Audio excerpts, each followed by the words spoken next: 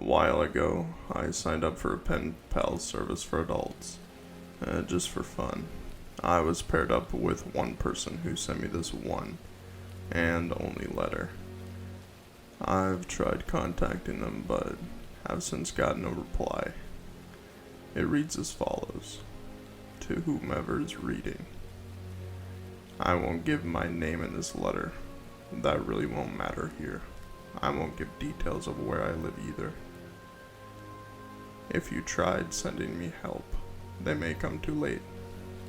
Anyway, to you, who is reading this, you don't need to know anything about me, and I'm sorry, I won't know anything about you.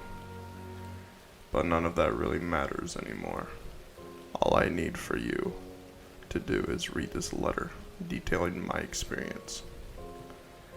I had a twin brother who died when I was very young. A few days before his body was found, I remember seeing something in our room every night. Our beds were placed on opposite sides of our room, and whenever I woke up in the dead of night, I saw some figure leaning over my brother's sleeping form. I still remember seeing it. I couldn't be sure if it was a man or a woman, but it was tall, gray, and dark with saggy, wrinkly skin, like a dry, shriveled corpse. I couldn't see its two black pits where its eyes should be, and its yellow, rotting teeth. From its decaying mouth I could hear it whisper something in my brother's ear. I would force my eyes shut, but I could still hear its whispering. I would peek my eyes open just to see if it was there.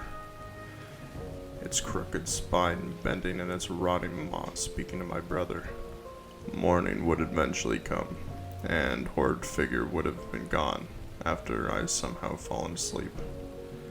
I asked Tony, my brother, about if he's sleeping okay, or if he's having any bad dreams. He told me he was okay.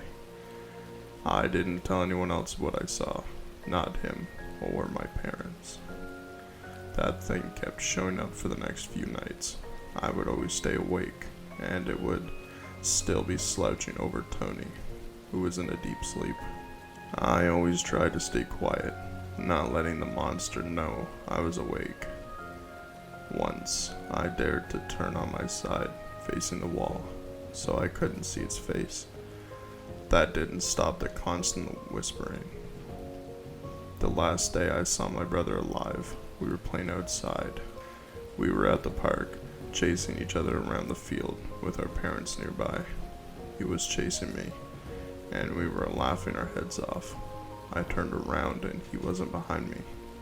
In fact, he wasn't anywhere to be found, like he had vanished into thin air.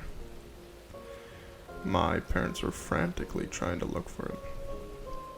It was 2 days afterwards Tony was finally found. My parents were notified by the police that he discovered by a lake, lifeless, and face down in the murky water.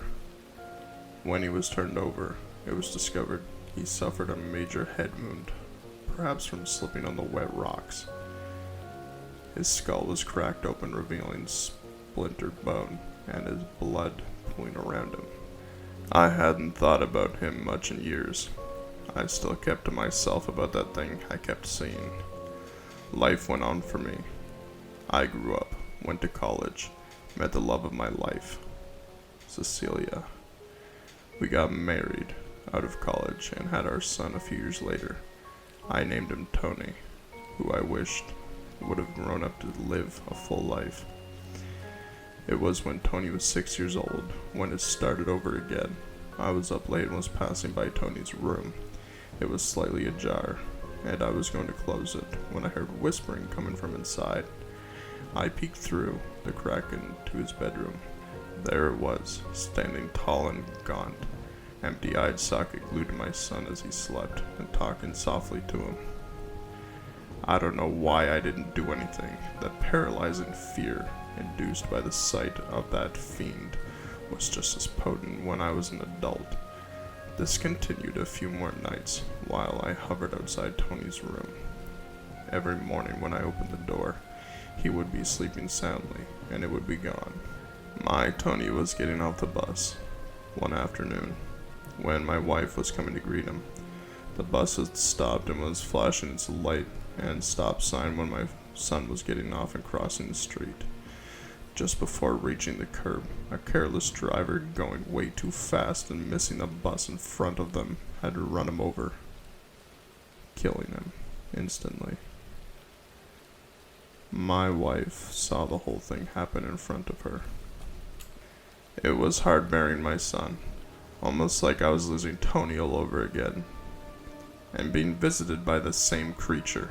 Cecilia took our son's death extremely hard, falling into a deep depression she couldn't get out of. I would sometimes find her home sitting on the sofa, unresponsive to everything. She got paler like a ghost, got skinnier from lack of hunger. It wasn't long before that thing cursed my family again. This time, it began to target my wife. I could hear this damn spirit whispering some secret words to my wife, probably about how she will meet her demise. I tried to get her help, but she was too far gone by this point. A few days later, I come home to find her lying dead on the floor, a near-empty bottle of vodka next to her feet, and a bottle of sleeping pills clenched in her hand. It came to everyone in my life that meant the most to me and took them away. Last night, it finally came to me. I think it knew I was awake, but it still appeared in front of me in the small hours of the morning. It bent to my face close enough I could smell its dry, foul breath. The two black holes bore into me while I remained still, clutching my covers like they were a shield.